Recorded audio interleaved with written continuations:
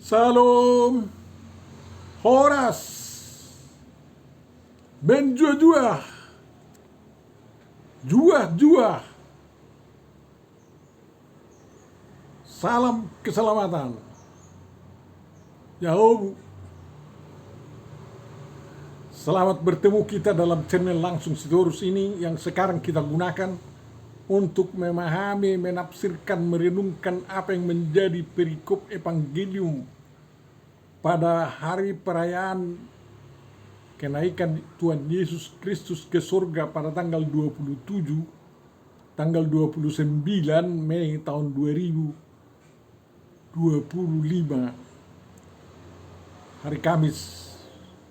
Mudah-mudahan pertemuan kita ini diberkati oleh Tuhan dan renungan kita juga diberkati oleh Tuhan. Sebagai cara kita memberitakan Injil, marilah kita sebarkan video ini agar semakin banyak orang mendengarkannya dan diharapkan juga untuk mensubscribe-nya. Tuhan memberkati kita.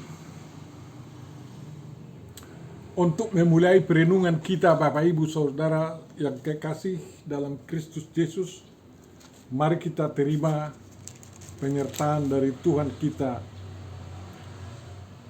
Kasih karunia dan damai sejahtera dari Allah Bapa kita dan dari Tuhan Yesus Kristus menyertai kamu. Amin. Efesus 1 ayat 2. Firman yang akan kita renungkan, Bapak Ibu Saudaraku yang terkasih, ditentukan dari Efesus 1 ayat 15 sampai 23. Marilah kita baca. Karena itu, setelah aku mendengar tentang imanmu dalam Tuhan Yesus dan tentang kasihmu terhadap semua orang kudus, aku pun tidak berhenti mengucap syukur karena kamu, dan aku selalu mengingat kamu dalam doaku dan meminta kepada Allah Tuhan kita Yesus Kristus, yaitu Bapa yang mulia itu, supaya Ia memberikan kepadamu roh hikmat dan wahyu untuk mengenal Dia dengan benar,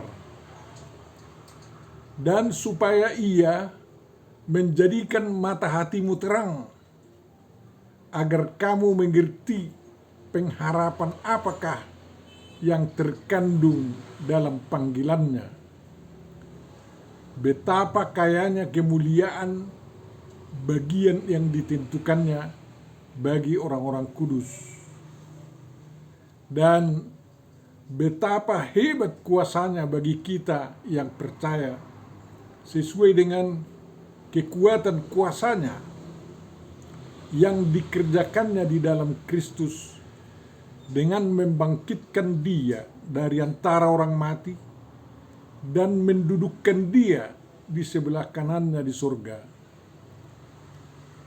jauh lebih tinggi dari segala pemerintah dan penguasa dan kekuasaan dan kerajaan dan tiap-tiap nama yang dapat disebut, bukan hanya di dunia ini saja, melainkan juga di dunia yang akan datang. Dan segala sesuatu telah diletakkannya di bawah kaki Kristus, dan Dia telah diberikannya kepada jemaat sebagai kepala dari segala yang ada. Jemaat yang adalah tubuhnya, yaitu kepenuhan Dia yang memenuhi semua dan segala sesuatu. Amin. Demikian firman yang akan kita renungkan, Bapak Ibu Saudaraku yang terkasih. Tentu saja yang berbahagia adalah orang yang mendengar, memelihara, memahami, menghayati, dan melakukan firman Tuhan dalam perbuatan-perbuatan baik yang diikuti oleh orang lain juga. Amin. Terima kasih Bapa atas firman yang telah kami dengar dibacakan untuk kami. Cerahilah pikiran kami dalam memahaminya, karena sungguh sangat banyak hal yang dapat dipelajari dari apa yang dikatakan Paulus itu. Kiranya iman percaya kami dan kasih kami kepadamu dan kepada sesama kami semakin bertambah-tambah demi kemuliaan namamu dalam Kristus Yesus. Amin. Tema perenungan kita yang diusulkan mengatakan Yesus duduk di sebelah kanan Allah. Bapak Ibu saudaraku yang terkasih, jemaat Efesus adalah jemaat yang didirikan oleh Paulus dalam perjalanannya memberitakan Injil yang kedua kalinya, dan jemaat ini termasuk di daerah Asia kecil di tepi pantai, daerah atau kota yang ramai juga penduduknya. Jemaat yang punya masyarakat multi etnis dan multi agama di sana juga memungkinkan berdirinya jemaat Kristen yang kecil mula-mulanya. Ya. Dan memang Paulus tidak lama di sana. Jemaat itu dipercayakan kepada orang-orang yang memimpin jemaat itu, mengajarinya dalam berkehidupan percaya kepada Tuhan Yesus Kristus. Setelah dia meninggalkan Efesus, jemaat itu bertumbuh. Tetapi Paulus tidak melupakannya. Selaku orang yang bertanggung jawab dalam pertumbuhan iman, jemaat-jemaat yang didirikan Paulus dari tempat jauh, Paulus juga mempedulikan kehidupan mereka. Paulus menempatkan dirinya sebagai gembala bagi mereka. Sewaktu Paulus berada di penjara, dia mengirim surat kepada jemaat di Efesus yang isinya juga bersamaan dengan jemaat surat kepada jemaat di Laodikia dan juga di Kolose.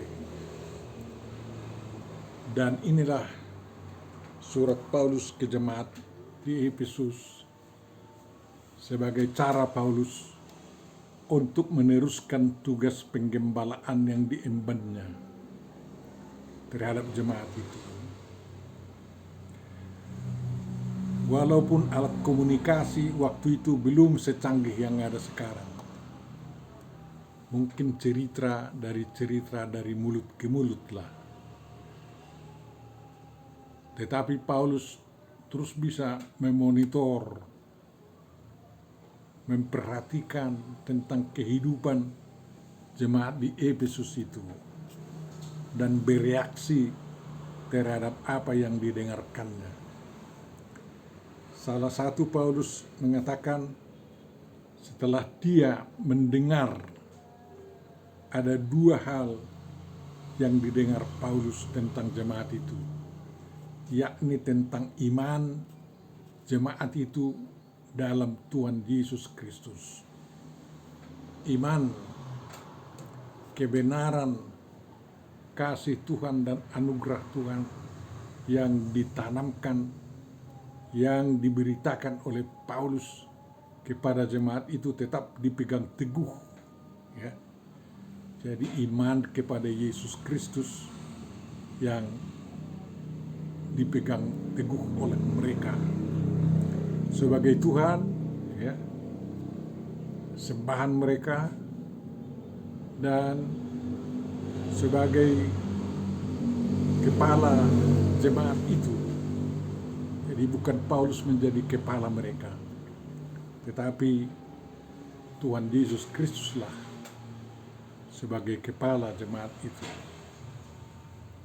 Nanti akan kita terangkan bagaimana menjadi kepala dan bagaimana menjadi tubuh. Dan yang kedua adalah tentang kasih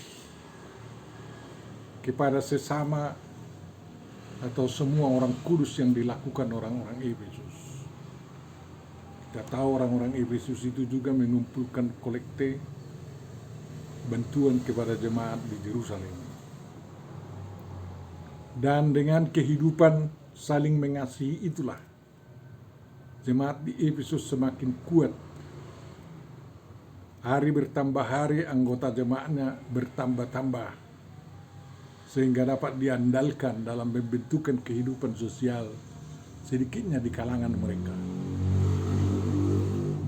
Mula-mula memang begitu, ibarat benih yang baru ditaburkan dan bertumbuh. Biji sesawi itu bertumbuh, dan sesawi itu menjadi tempat bersarang berbagai burung.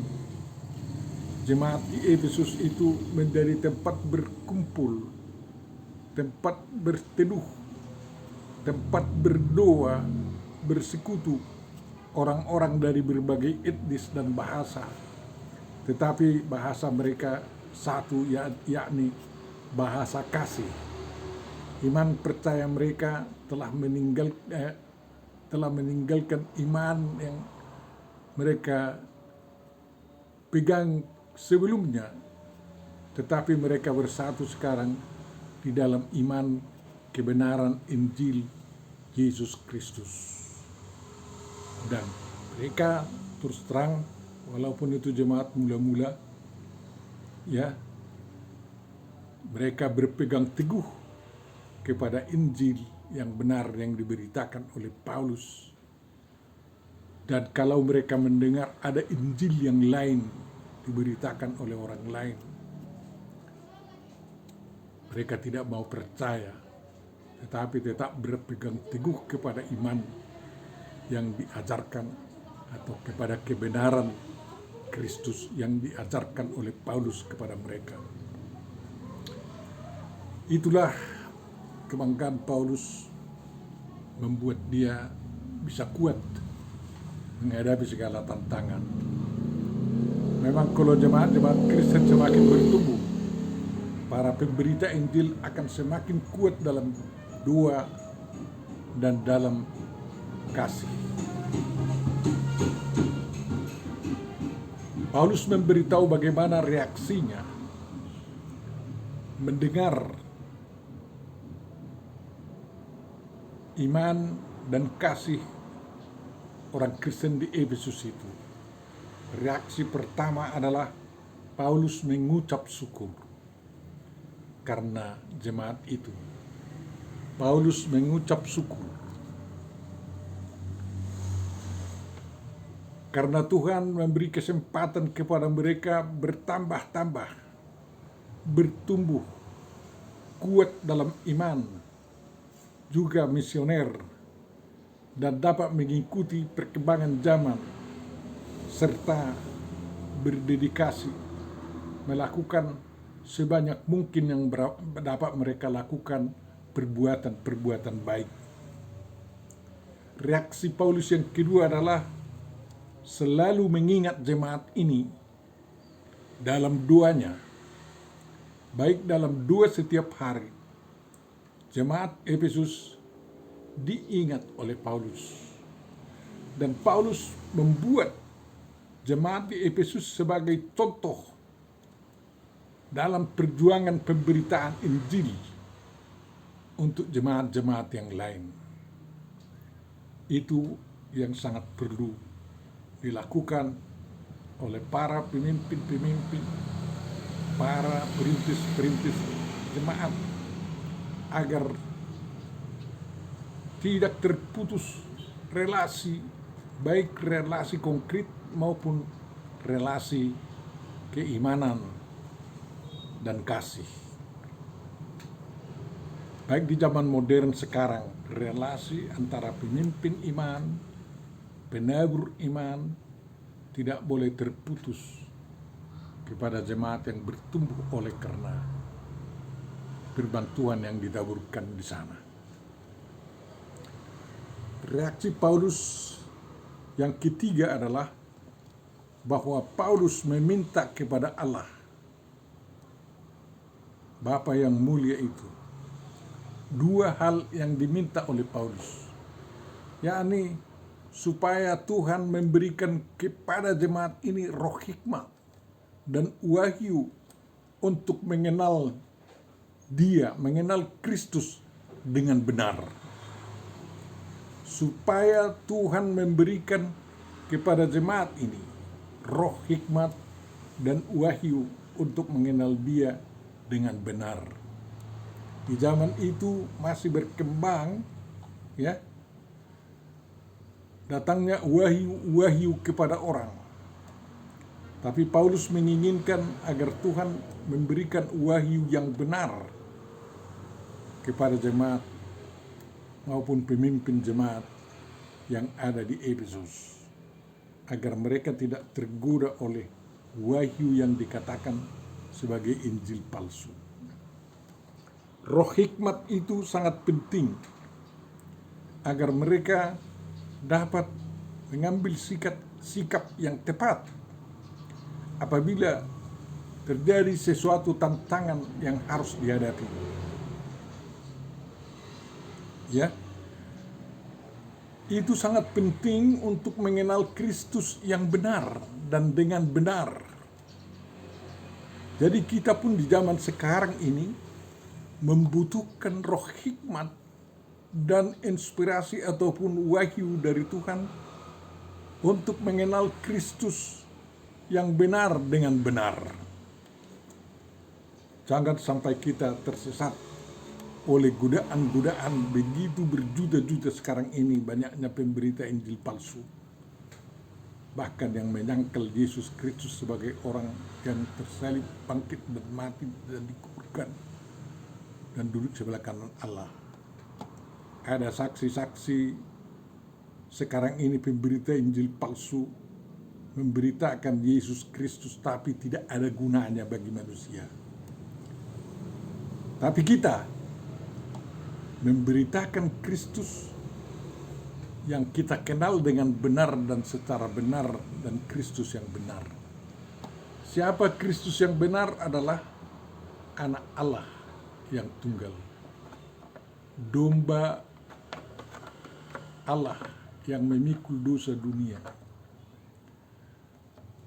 adalah firman Allah yang menjadi manusia, adalah anak Allah, anak manusia yang menjadi domba Allah yang disalibkan di salib di Golgota dan mati di dalam salib itu demi keselamatan umat manusia. Lalu dia dikuburkan, dan pada hari ketiga setelah hari penguburannya, dia dikuburkan hari Jumat, hari Sabtu bersabat, dan hari Minggu subuh atau hari pertama waktu itu bangkit Tuhan Yesus Kristus dan menemui para muridnya. Lalu dia mengkonsolidasi para muridnya selama 40 hari sebelum dia naik ke surga. Lalu dia naik ke surga dan duduk di sebelah kanan Allah, Bapa yang Maha Kuasa, dan akan datang dari sana menghakimi orang yang hidup dan yang mati. Itu dirumuskan dalam pengakuan iman rasuli kita. Kristus yang lain dari situ adalah Kristus yang palsu. Jangan mau menyambut Kristus yang diberitakan kepada kita karena palsu. Kemudian Paulus juga meminta kepada Bapa surgawi supaya Bapa surgawi menjadikan mata hati jemaat itu terang. Terang mengerti pengharapan apa yang terkandung dalam panggilan mereka menjadi pengikut Kristus. Mata hati harus terang, jangan gelap. Dan mata hati bisa terang apabila terbuka untuk disinari oleh terang Kristus yang adalah terang dunia itu.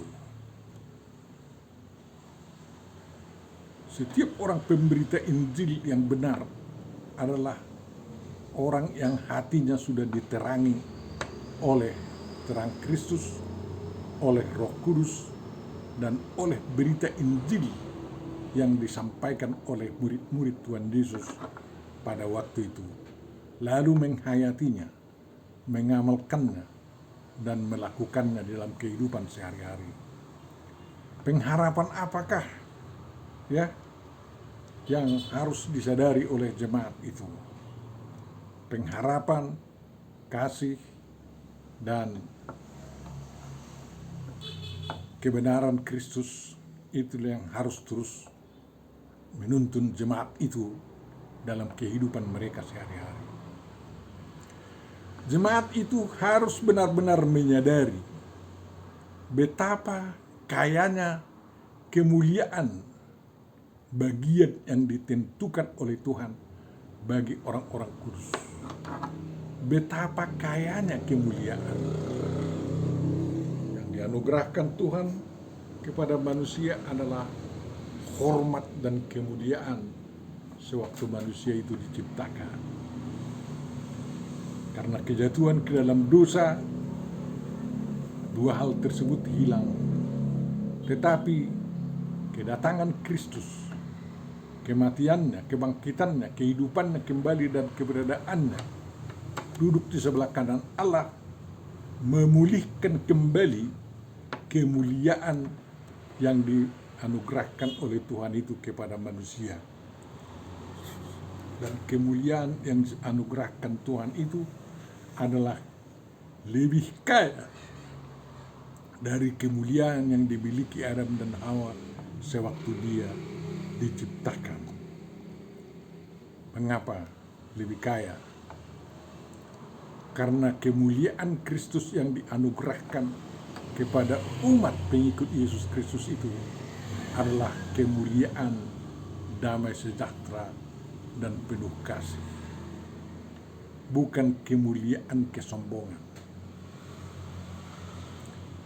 Hal yang kedua yang perlu disadari oleh jemaat itu dalam pengharapan mereka, betapa hebat kuasa Tuhan bagi orang-orang percaya.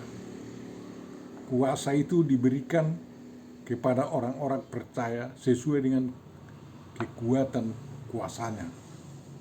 Kuasa Tuhan itu adalah membangkitkan Kristus dari kematian, mengalahkan dunia orang mati, dan menganugerahkan kehidupan yang kekal bagi setiap orang yang percaya. Dan selain itu, kuasa Tuhan itu membangkitkan dan juga menaikkan dia ke surga, lalu mendudukkan dia di sebelah kanan Bapa di surga. Apa artinya didudukkan di sebelah kanan Allah Bapa di surga? Tak lain tak bukan adalah untuk memenuhi nubuatan daripada Daniel 7 ayat 14. Bahwa anak manusia itu datang ke hadapan yang ujur tua itu, dan kepadanya diberi kekuasaan dan kemuliaan dan kekuasaan sebagai raja. Maka segala bangsa, manusia dari segala bangsa, dari suku bangsa dan bahasa mengabdi kepadanya. Kekuasaannya itu kekuasaan yang kekal, yang tidak akan lenyap, dan kerajaannya adalah kerajaan yang tidak akan musnah. Itulah yang dipegang oleh Tuhan Yesus Kristus sekarang. Dan duduk di sebelah kanan Allah berarti tangan Tuhan yang melakukan keperkasaan. Seperti dikatakan dalam Mazmur 118 Bapak Ibu. saudara-saudariku yang terkasih. Jadi jangan kita salah mengerti bahwa kalau Yesus duduk di sebelah kanan Allah, seolah-olah ada dua orang. Umat beragama di seberang lain memahami antropologi seperti ini, kalau dikatakan sebelah kanan, itu adalah keperkasaan dan kemuliaan, dan bukan menunjukkan dua pribadi di antara yang duduk di surga itu.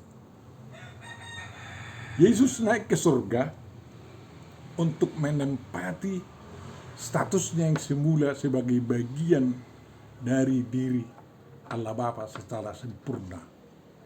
Karena dia adalah firman yang menjadi manusia, setelah dia naik ke surga, ya, firman itu kembali kepada statusnya dalam diri Tuhan, dan di sanalah dia betul-betul berkuasa, sama melebihi dari kekuasaan firman sewaktu menciptakan langit dan bumi serta segala isinya. Kemudian karena Tuhan Yesus sudah naik ke surga, ya, tentu saja apa yang menjadi pemenuhan pengharapan untuk orang-orang percaya, ya. Tuhan Yesus naik ke surga berarti, dan duduk di sebelah kanan Allah, berarti relasi antara umat percaya dengan Tuhan Yesus berubah, bukan lagi relasi secara langsung antara tubuh berupa fisik, tetapi Tuhan Yesus membangun relasi kepada para pengikutnya melalui firman-Nya dan juga melalui Roh Kudus. Dia naik ke surga bukan hanya untuk menyenangkan dirinya sendiri, tetapi dia pergi ke surga dan duduk di sebelah kanan Allah menjadi pembela dari semua pengikut-pengikutnya, sehingga mereka benar-benar mampu menjawab dunia ini. Tentu saja setelah dia naik ke surga seperti dikatakan Petrus dalam suratnya, segala malaikat, kuasa dan kekuatan ditaklukkan kepadanya. Ya, itu tandanya bahwa Tuhan Yesus duduk di sebelah kanan Allah, atau seperti dikatakan oleh Stefanus waktu dia dirajam, dia melihat ke atas bahwa Tuhan Yesus berdiri di sebelah kanan Allah. Artinya Tuhan Yesus memang benar-benar bertahta dan bekerja di surga untuk membela semua para pengikutnya, orang-orang percaya kepadanya.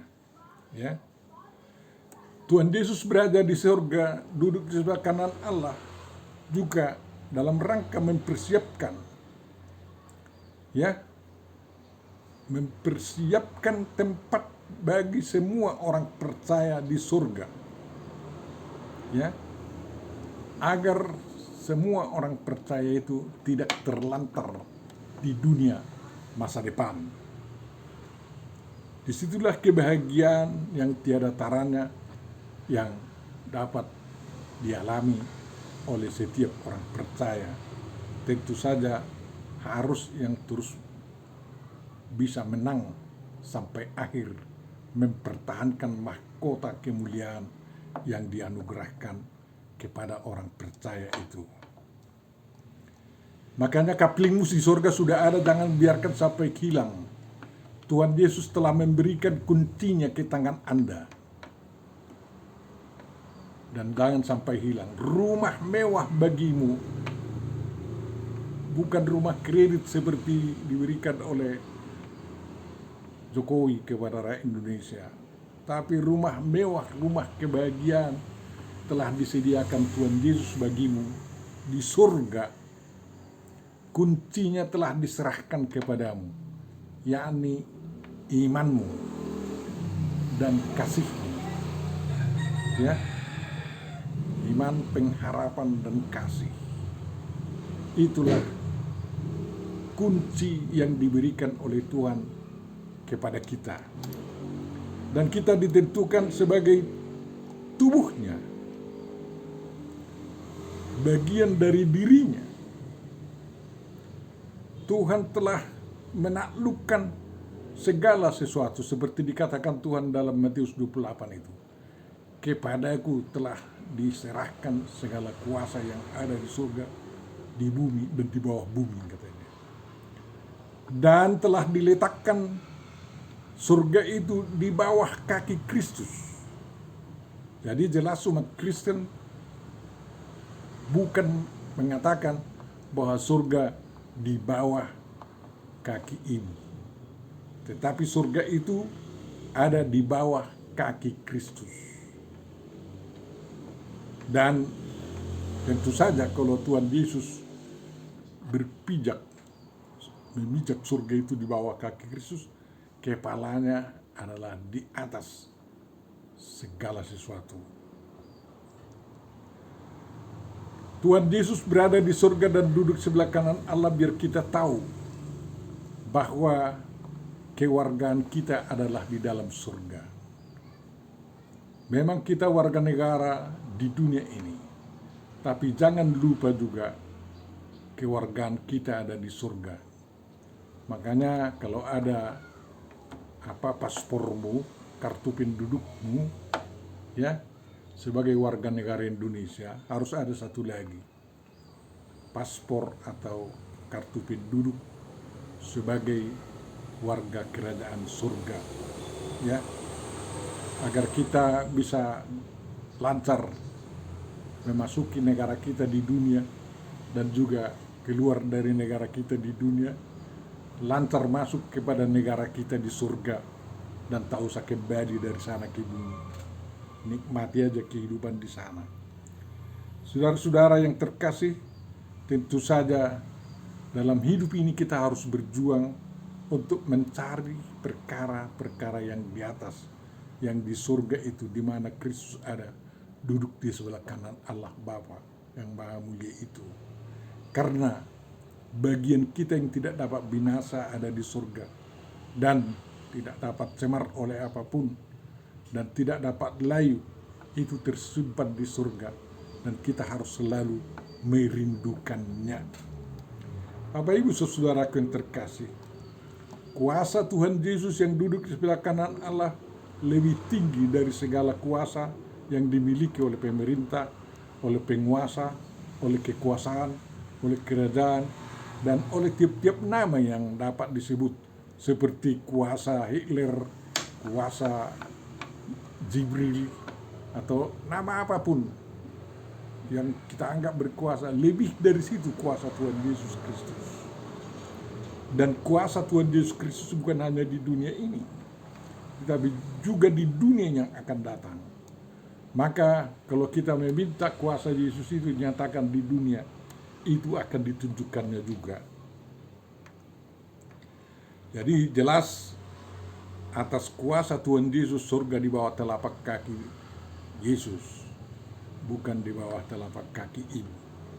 Kita hormati ibu kita, karena ibu kita juga termasuk yang menghormati Yesus Kristus. Dan diharapkan ibu kita itu juga menjadi bagian dari surga yang berada di bawah telapak kaki Yesus. Bapak Ibu saudaraku yang terkasih, sebentar lagi kita akan selesai dalam renungan ini. Dikatakan bahwa Yesus adalah kepala jemaat. Padahal kita setiap anggota jemaat punya kepala juga. Di kepala Yesus ada mata, ada telinga, ada hidung, ada mulut. Di kepala kita pun ada mata, ada hidung, ada mulut, dan ada telinga, kan? Untuk apa dikatakan bahwa Yesus itu kepala kita? Maksudnya, otak kita harus menjadi otak Yesus Kristus lah. Otak kita.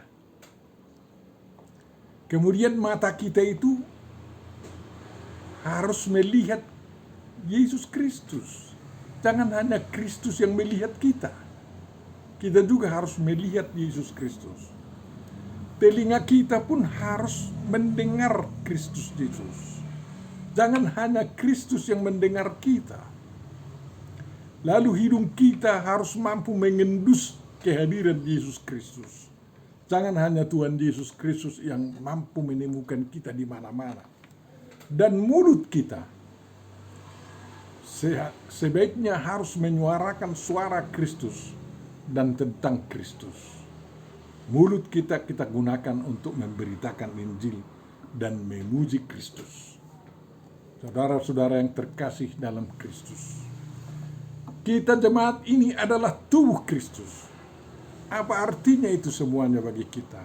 Sebagai kepenuhan Kristus yang memenuhi segala sesuatu dan semuanya. Kalau kita tubuh Kristus, berarti kita harus mau memikul kuk yang dibebankan Kristus. Kita harus mau melangkah ke arah Kristus. Dan juga detak jantung kita merupakan detak jantung kehidupan Kristus. Tangan kita meraih hal-hal yang penting bagi Kristus. Dan perasaan kita juga merasakan perasaan Kristus. Dan terakhir, tubuh harus senantiasa dialiri oleh darah Kristus. Maka jangan lupa senantiasa meminta perjamuan kudus kepada jemaat atau hamba Tuhan sebagai wakil Tuhan melayankan darah dan tubuh Kristus itu bagi kita. Tuhan memberkati semua kita sebagai jemaat Kristus, sebagai bagian tubuh Kristus, dan Tuhan Yesus adalah kepala kita. Amin. Bapa Surgawi, terima kasih atas renungan yang sampai kepada kami. Kiranya itu dapat kami pahami dan juga dapat kami hayati dalam kehidupan kami sehari-hari. Lindungilah bangsa kami semua. Lindungi Tuhan negara kami. Jauhkan malapetaka dari negara kami. Sekarang ini mulai ada gejala-gejala perang memerangi negara kami, baik oleh pemberontak maupun oleh negara tetangga kami. Redakanlah itu semua Tuhan. Karena perang selalu merugikan semua pihak. Dan pemberontakan selalu melambatkan semua pencapaian tujuan berbangsa dan bernegara. Ampuni dosa-dosa kami semua Tuhan, sehingga hidup kami senantiasa diperbaharui di dalam kasih-Mu. Kabulkan doa kami dalam Yesus Kristus Tuhan kami. Amin.